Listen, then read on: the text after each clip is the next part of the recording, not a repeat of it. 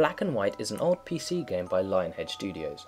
They later became famous for the Fable series, which was based off the same concept, letting a player choose whether they are good or evil. Except you don't play a hopeless adventurer in Black and White, instead you play as a god. At the very start of the game you're created due to people praying to save a child from becoming a shark snack. The gameplay is very simple. As a god, your objective is to help your village become prosperous, making villagers into disciples that will do whatever you need them to do, such as chop down trees or harvest from farms or breed for the rest of your life. You can also help them by watering their farms or collecting fish, and the idea is to take over new villages by impressing them to make your community even bigger. You can be nice and kind to your people, helping them out, or you can be horrid and vicious and raise the dead and burn down everything they stand for, being an evil god.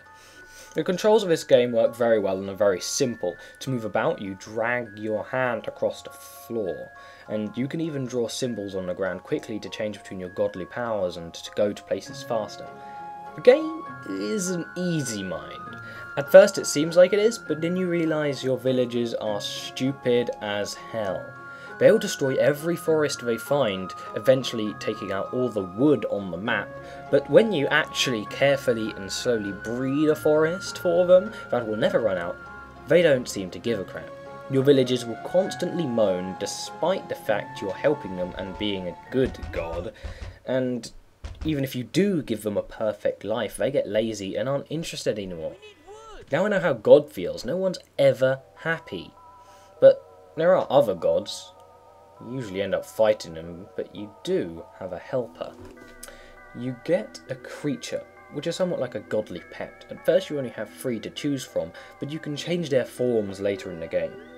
At first the idea of creatures seems like a gimmick added to the game just to make it a bit more interesting. And it is.